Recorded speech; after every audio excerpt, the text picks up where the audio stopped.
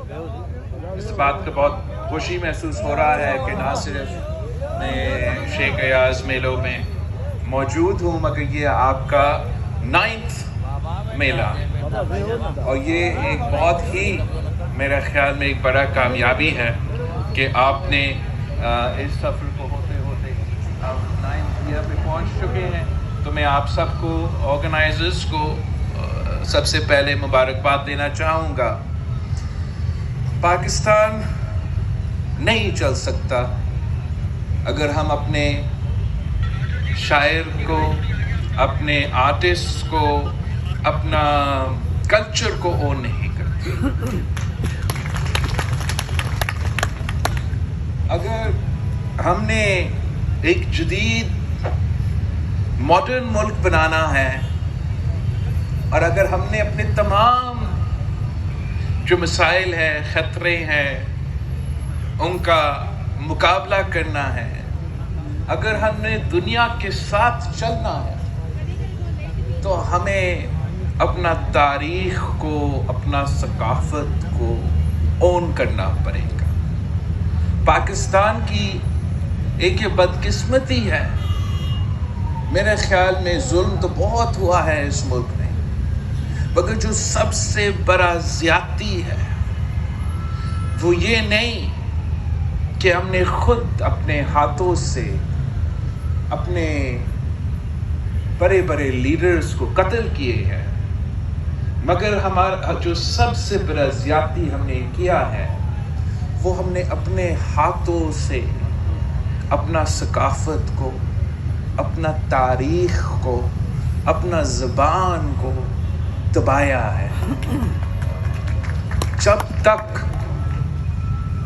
آپ ایک تھنکنگ ملک نہیں بنتے، اگر شاعر نہیں ہوتے، اگر رائٹرز نہیں ہوں گے، اگر آرٹسٹ نہیں ہوں گے، تو آپ کا سیاست ایسے ہی ہوگا جیسے آج کل آپ کو نظر آ رہا ہے. آپ ایک انگریزی کا saying ہے and it's sort of become repeated too much in kind of land, but I will repeat it, that the pen is mightier than the sword, and truly the pen is mightier than the sword. Unfortunately ہم اس pain کے بجائے اپنے نوجوانوں کے ہاتھوں میں ہتھیار، بندوق، گولی تو تھام لیتے ہیں، مگر وہ قلم، وہ کتاب اس طریقے سے نہیں تھا. میں چاہتا ہوں کہ ہم پاکستان کو ایک نئی سمت پہ لے کے جائیں، جہاں ہم اپنا ہسٹری کو، اپنا ثقافت کو، اس کو اون کریں، اس پر شرمندہ نہ ہو. اور شرمندہ ہونے کا وجہ کیا؟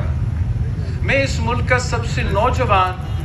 وزیر خارجہ رہا ہوں اور اس دوران میں نے پوری دنیا دیکھا. آپ ایجپٹ کو دیکھیں، ان کے پاس ایک ہسٹری ہے، وہ ایک مسلمان ملک ہے مگر وہ اپنا ہسٹری کو اون کرتے ہیں،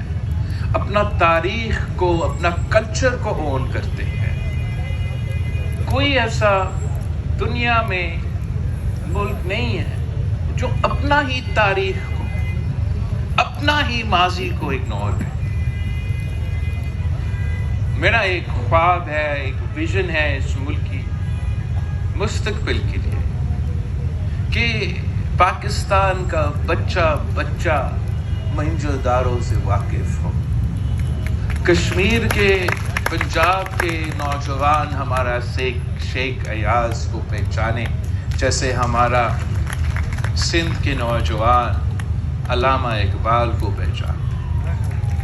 جب تک ہم اس میں کامیاب نہیں ہوں گے تو باقی ایشوز کا مقابلہ کرنے میں ہمارا کامیابی مشکل ہوگا. مشکل مگر ناممکن نہیں. اس لیے میں آپ پہ اعتماد بھی کرتا ہوں، بھروسہ کرتا ہوں اور جانتا ہوں کہ جب اس ملک کے دانشور جاگ جاتے ہیں، اس ملک کے شاعر جاگ جاتے ہیں، سب سے بڑھ کر اس ملک کے نوجوان جاگ جاتے ہیں، تو تو آپ کا راستہ کوئی نہیں روک سکتا. We're about to enter 2024 and میرا خیال میں پاکستان کو 2024 میں ایک رینیسانس کی ضرورت ہے، جہاں ہم پورے پاکستان میں ہر کلچر کو، ہر زبان کو، ہر قوم کی تاریخ کو اون کرے، پہچانے، سکھائیں. کیا وجہ ہے کہ ہم اس ملک کے تمام جو زبان ہیں جو اس خطے میں، اس سرزمین میں بولے جاتے ہیں، اگر ہم ان سب زبانوں کو اون کریں، ان سب کو وہ سٹیٹس دیں کہ یہ سب تمام جو اس ملک میں، میرے سیاسی لوگ جو سامنے یہ گھبرا رہے ہیں کہ پتہ نہیں میں کیا کہنے والا ہوں، کیا حرج ہے کہ اپنے جو اس ملک میں مختلف زبانیں بولے جاتے ہیں، کہ اگر ہم اپنا کریکولم میں ایک لینگویج کورس ڈال دیں اور پاکستان کے بچوں، ان کے والدین کی مرضی ہو کہ ان کا بچہ سرائکی سیکھنا چاہے، سندھی سیکھنا چاہے، پشتو سیکھنا چاہے یا کوئی بھی زبان سیکھنا چاہے، ہم ان کو سیکھنا کا موقع فراہم کریں. اس ملک میں کہ ہر رہنے والے، ہر زبان بولنے والے شہری کو وہ اونرشپ دے کہ ہاں اردو ہمارا قومی زبان ہے، مگر ساتھ ساتھ آپ کا بھی زبان اور آپ کا بھی زبان اور آپ کا بھی زبان اتنا ہی ہمارے قومی زبان ہے. اگر ہم اس قسم کا انقلاب لے کر آ سکتے ہیں، جہاں پنجاب اپنا ثقافت کو،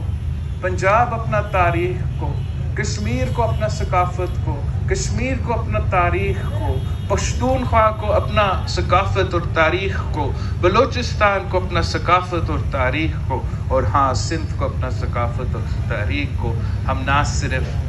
اون کریں، نہ صرف مانیں، مگر ایک ملک ہو کے اس کو اون کریں، تو میرے خیال میں ہم وہ انقلاب، ہم وہ رینیسانس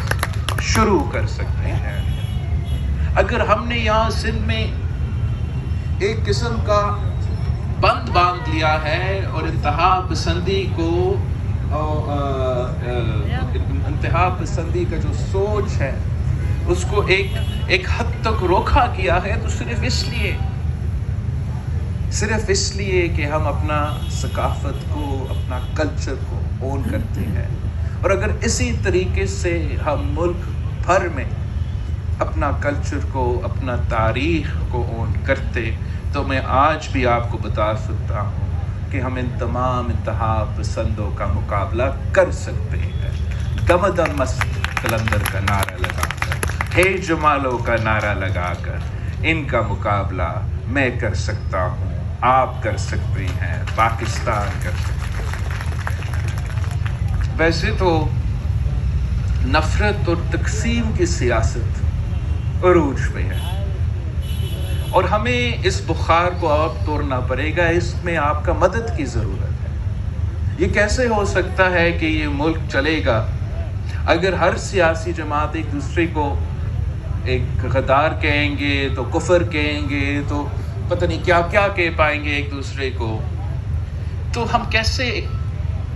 ایک پاکستان ہو کے اس ملک کو چلائیں گے؟ آپ کی مدد کے ساتھ ہمیں